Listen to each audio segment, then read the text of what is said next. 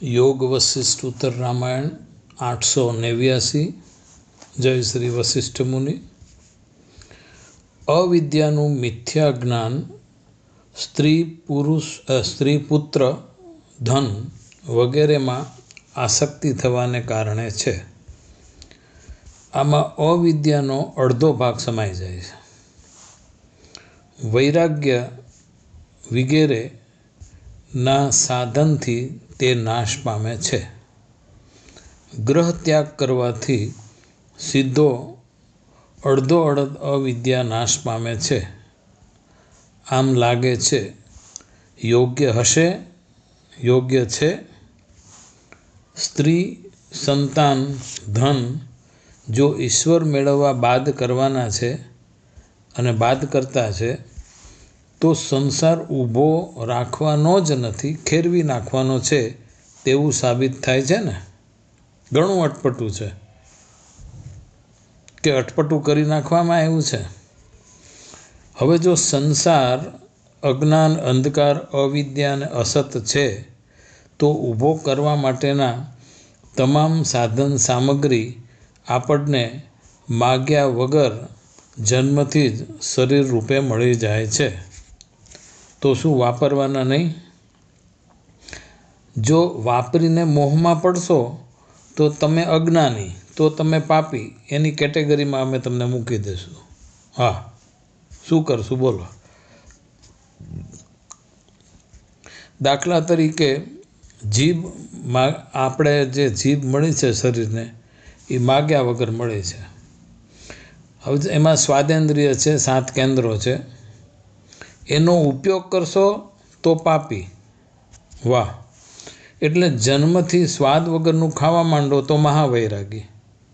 નક્કી કોણ કરશે? ઈષ્ટદેવ જન્મથી સાકર ખાય, 56 ભોગ જમે તો પણ તે વૈરાગી. પાછા તમારી માન્યતા 20% જગતને જ માન્ય છે. બીજાની આવી હરકત તમને માન્ય નથી. એ ક્યાં હો રહા હૈ સાહેબ? જો નિયતિ તમારી છે કે તમે ગ્રહ ત્યાગ કરશો, જેવી રીતે રમણ મહર્ષિ એ કર્યો તો કરશો જ. શ્રી રમણે પ્રયત્ન કર્યો નથી. એક દુઃખ ઊભું થયું અને નીકળી ગયા 14 વર્ષની ઉંમરે. કાંઈ નીકળ્યા ત્યારે 14 વર્ષના બાળકને ખબર નહોતી કે ક્યાં જવું છે, શું કરવું છે, જીભના સ્વાદનો ત્યાગ કરવો છે, એવું કાંઈ હતું નહીં.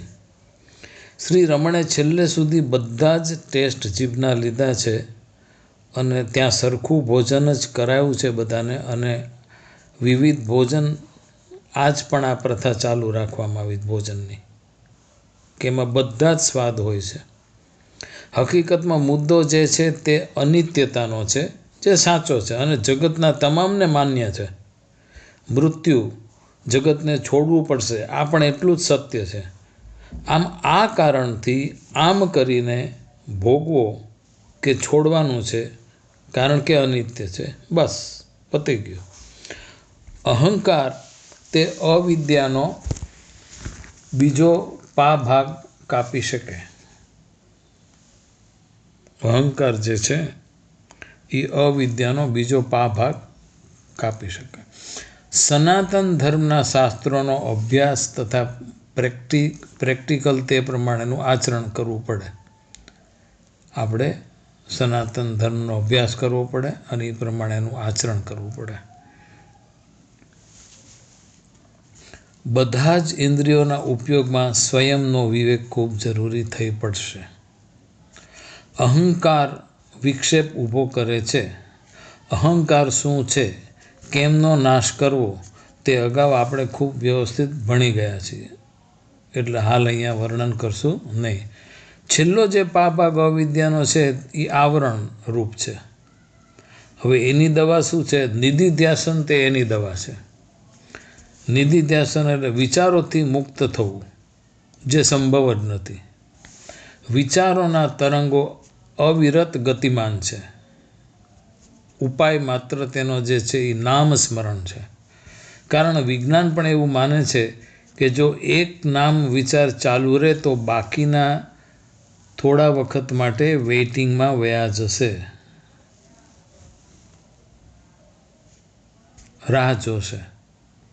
એક નામ ચાલુ હોય, બાકીના વિચારો છે એ વેઇટિંગમાં રાહ જોશે અને થોડો વખત થશે પછીથી અજપાજપનો ક્રમ ચાલુ થશે અનાયાસ.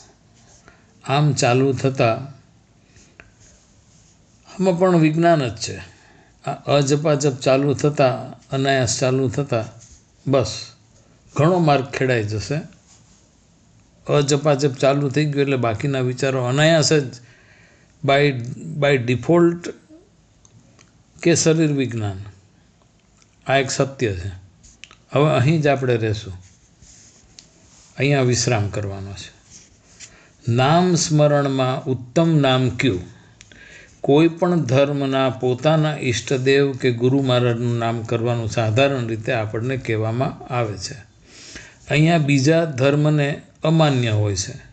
અરે, મારી સ્વયં પાસે અનુભવ છે, એક જ સંપ્રદાયને પણ આ મંજૂર નથી હોતું. હવે આપણી પાસે એક નામ છે, તે સર્વ જગતને માન્ય હશે. વિરોધ કોઈ પણ ધર્મનો ન થઈ શકે, ન હોય. આ નામ લેવાથી કોઈ વિકાર ઉદ્ભવ પામતું નથી, કોઈ વિકારને સ્થાન નથી અહીંયા એ નામ લેવાથી. આ નામ છે સ્વયંની માં. પરિણામ ન મળે અવિદ્યાના નાશ. આ કરી જુઓ, જો પરિણામ ન મળે અવિદ્યાના નાશનો તો તમારા જૂતાને મારું માથું. હવે આ રીતે એક પછી એક ભૂમિકાનો અભ્યાસથી ક્રમથી નાશ થાય છે. જે બાકી રહે છે એ નામ રૂપ રહિત સદરૂપ આત્મતત્વ જ છે. શ્રી રામના પ્રશ્નથી એના ઉત્તરમાં વશિષ્ઠજી કહે છે, મમતાનો ત્યાગ એટલે સ્ત્રી પુરુષ ધનના મોહનો ત્યાગ. એક ટ્રસ્ટી તરીકે કુટુંબમાં ફરજ બજાવતા રહેવું. જળ કમળવત. કમળના મૂળ કાદવમાં હોવા છતાં તે નિર્લેપ કહેવાણા તેવી રીતે. હવે આમ ઉત્તમ દશાનો ઉદય થાય છે. મહાત્મા મહાપુરુષનો સમાગમ હાલ તો 21મી સદીમાં મહાછલ છે, એટલે એમાં પડવું નહીં. શાસ્ત્ર શ્રવણ, તેના પર વિચાર મનન કરવા. હવે ભાગની અવિદ્યા રહી તે માં 24 કલાક તમારા સ્વયંની માનું રટણ કરવું. આ નિધિધ્યાસનનું કાર્ય પણ પૂરું થઈ જશે. વિજ્ઞાન કહે છે કે આપણા ડીએનએમાં આપણી માં જીવતી છે. તેને પોકારી તમને ઈશ્વર મેળવવામાં મદદ કરે તેમ કહેવું, આજીજી કરવી, રોવું, રડવું. જો કામ પાર પડી જશે પાક્કું.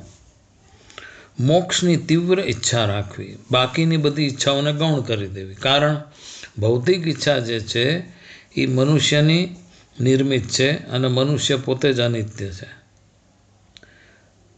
તથા અનિત્ય અને ક્ષણભંગુર છે. આ બધી ઈચ્છાઓ પોતાના યત્નથી અવિદ્યાનો સંપૂર્ણ સફાયો થઈ જાય. પોતાના યત્નથી, જો આમાં વશિષ્ઠજી કહે પોતાના યત્નથી અવિદ્યાનો સફાયો કરવાનો. હવે વશિષ્ઠજી કહે છે અવિદ્યાનો સંપૂર્ણ ક્ષય થતાં જે અવશેષે બાકી જે રહે છે તે અવિદ્યાનો સંપૂર્ણ ક્ષય થતાં જે અવશેષે રહે છે તે દ્રશ્ય વર્ગમાંનું કંઈ જ નથી. ફરીવાર, તે દ્રશ્ય વર્ગમાંનું કંઈ જ નથી. તેનું વર્ણન વાણીથી સંભવ નથી. એટલે વાણીથી ચૂપ, દ્રશ્યથી ચૂપ. જે નામરૂપ રહિત તત્વ છે તેને શરીરમાં આરોપિત કરશો. જે નામરૂપ રહિત તત્વ છે તેને શરીરમાં જો આરોપિત કરશો તો અહંકાર ઊભો કરી અને અસત થઈ જશે. એટલે એને આરોપિત નથી કરવાના, તો મિથ્યા થઈ જશે. હા, જો અધિષ્ઠાન રૂપે કારણ રૂપ એને અસ્પર્શ સમજશો તો સત્ય જ છે, સદ છે. આમ વિકાર રહિત અનંત અનહદ બ્રહ્માનંદ આનંદથી ભરપૂર એવું ઘટ્ટ છે આ તત્વ. આમાં જીવ જગતનો સંકલ્પ દાખલ થાય તો ભ્રાંતિ ઊભી થાય, મિથ્યાપણું ઊભું થાય, મેઘધનુષ જેવું છલ ઊભું થાય.